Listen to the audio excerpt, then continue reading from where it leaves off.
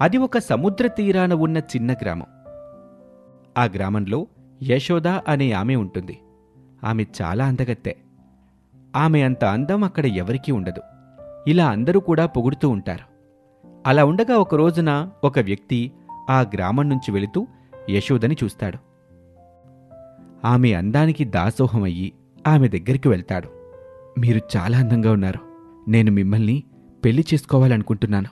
మీ అభిప్రాయం నాకు చెప్పగలరని అనుకుంటున్నాను. నాకు చాలా ఆస్తుంది. మిమ్మల్ని మహారాణిలా చూసుకుంటాను అని అంటాడు. అప్పుడు యశోద ఇలా అంటుంది. దయచేసి ఇక్కడి నుంచి వెళ్ళిపోండి. నేను మరొక అబ్బాయిని ప్రేమిస్తున్నాను. దయచేసి మీరిక్కడి నుంచి వెళ్ళిపోండి.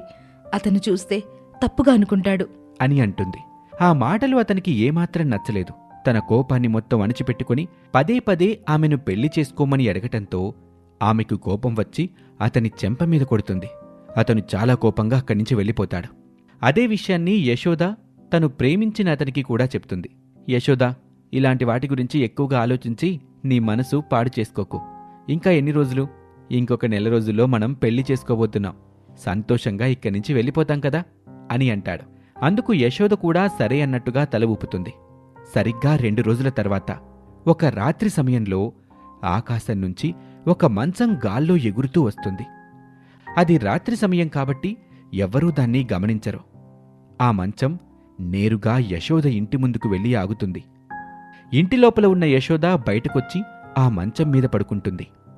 అంతే, ఆ మంచం ఒక్కసారిగా గాల్లోకి ఎగురుతుంది. అలా ఆ రోజు గడిచిపోతుంది. ఆ మరుసటి రోజు ఉదయం యశోద కళ్ళు తెరిచి చూస్తే తన ఇంట్లో ఉంటుంది. ఆమె ఎప్పటిలాగానే నిద్రలేచి అద్దంలో తన ముఖాన్ని చూసుకుంటుంది. తన ముఖం అంతా నల్లగా మారిపోతుంది. అది చూసి యశోద భయపడుతుంది. ఏంటిదంతా? నేనెందుకిలా మారిపోయాను? ఓరి భగవంతుడా అంటూ ఏడుస్తూ ఉంటుంది. తన అందమంతా పోవటంతో తను బయటికి కూడా వెళ్ళదు. ఆమె కోసం యశోద ప్రేమించిన వ్యక్తి అక్కడికి వస్తాడు. యశోద యశోద అని పిలుస్తాడు. దగ్గరకు రాకండి. నా ముఖం మొత్తం పాడైపోయింది. నా ముఖాన్ని ఇక మీదట ఎవరికి చూపించలేను అంటూ యశోద ఏడుస్తుంది. అతను ఏమైంది అని దగ్గరకు వెళ్తాడు. తన ముఖాన్ని చూసి అతను చాలా భయపడిపోతాడు. ఏమైంది యశోద? ఎందుకు నీవిలా మారిపోయావు? ఏం చేశావు అని అడుగుతాడు. నాకు తెలీదు. నేనిలా ఎందుకు మారిపోయాను నాకు తెలీదు అంటూ యశోద ఏడుస్తుంది. అతను కూడా చాలా బాధపడతాడు. 2 రోజుల తర్వాత యశోద ఇంటికి ఎవరైతే తనను పెళ్లి చేసుకోమని కోరాడో ఆ వ్యక్తి వస్తాడు. అతను యశోద వైపు చూసి పెద్దగా నవ్వుతాడు. అందం ఉంది అన్న పొగరుతోనే కదా నన్ను వద్దు అన్నావు. నా గురించి తెలియక నువ్వు నన్ను వదులుకున్నావు. నేను సామాన్యమైన వ్యక్తిని కాదు, మాయలు మంత్రాలు కలిగిన వ్యక్తిని. చూడ్డానికి నీకు సామాన్యుల్లా కనబడుతున్నాను. నువ్విలా మారటానికి కారణం నేనే. ఇప్పటికైనా మించిపోయింది లేదు. నేను నిన్ను మళ్లీ అందంగా తయారు చేస్తాను. నన్ను పెళ్లి చేసుకో. ఛీ, నువ్వింత దుర్మార్గుడు అని అనుకోలేదు. నువ్వేం చేసినా సరే నేను మాత్రం నిన్ను పెళ్లి చేసుకోను అని గట్టిగా చెప్పి ముఖం మీదే ఉమ్మేస్తుంది. తన మాటలతో అతనికి మరింత కోపం వస్తుంది. అతను ఏమీ మాట్లాడకుండా నవ్వుతూ వెళ్ళిపోతాడు. సరిగ్గా మరో 2 రోజుల తర్వాత రాత్రి సమయంలో మళ్లీ గాల్లో ఎగురుతూ మంచం అక్కడికొస్తుంది. యశోద ఇంటి ముందు ఆగుతుంది. మళ్లీ యశోద మంచం మీదకొచ్చి పడుకుంటుంది. గాల్లోకి మంచం వెళ్తుంది. ఆ రోజు కూడా గడిచిపోతుంది. మరుసటి రోజు ఉదయం నిద్రలేచే సమయానికి యశోద తన ఇంట్లోనే ఉంటుంది. అప్పుడు యశోద ఒక 60 సంవత్సరాల ముసలమ్మలాగా ఉంటుంది. అది చూసి యశోద ఏడుస్తూ ఉంటుంది. యశోద తన మనసులో అంతా వాడే చేస్తున్నాడని ఏడుస్తూ ఉంటుంది. ఇక అప్పుడే తను ప్రేమిస్తున్న వ్యక్తి వస్తాడు. యశోద ఏడుస్తూ జరిగిన విషయం అంతా తనకి చెప్తుంది. అసలతను ఇదంతా ఎందుకు చేస్తున్నాడు?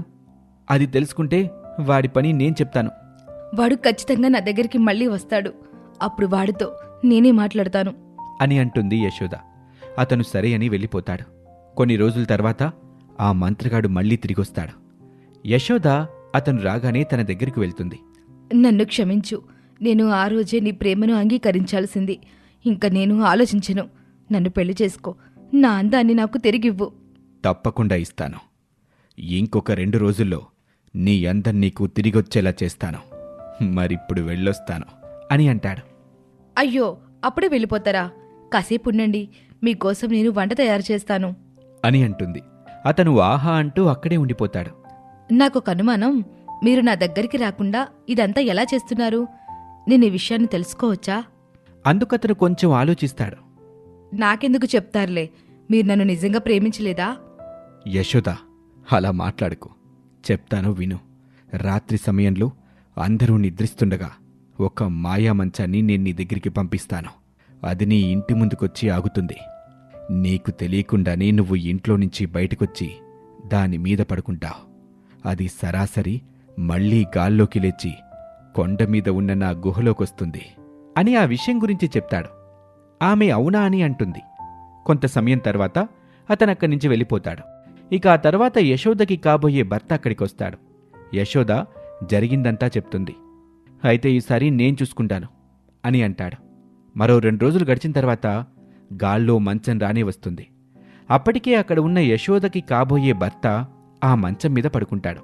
యశోద కూడా పడుకుంటుంది. అది సరాసరి కొండగుహలో ఉన్న అతని దగ్గరికి వెళ్తుంది. అక్కడ ఉన్న మంత్రగాడు యశోద పక్కన ఉన్న అతన్ని చూసి కోపంగా అతన్ని చంపడానికి వస్తాడు. ఇద్దరి మధ్య భీకరమైన గొడవ మొదలవుతుంది. ఆ గొడవలో యశోదకి కాబోయే భర్త ఆ మంత్రగాన్ని మంటల్లోకి తోసివేస్తాడు. ఆ మంత్రగాడు ఆ మాయా మంటల్లో కాలిపోతాడు. అక్కడ ఉన్న మంచం కూడా మాయమైపోతుంది. యశోద మామూలు రూపంలోకి వచ్చేస్తుంది. ఆ కొండగుహ అంతా కూలిపోతూ ఉంటే వాళ్ళిద్దరూ ప్రాణాలతో బయటకు వస్తారు. ఇక వాళ్ళు తిరిగి వాళ్ళ గృహానికి వచ్చేస్తారు. కొన్ని రోజులు గడిచిన తర్వాత వాళ్ళిద్దరికీ పెళ్లి జరుగుతుంది. జరిగిందంతా మర్చిపోయి వాళ్ళు సంతోషంగా జీవిస్తూ ఉంటారు. ఈ స్టోరీ మీకు నచ్చితే మా ఛానల్ని ఇప్పుడే సబ్స్క్రైబ్ చేసుకోండి. Thank you for watching.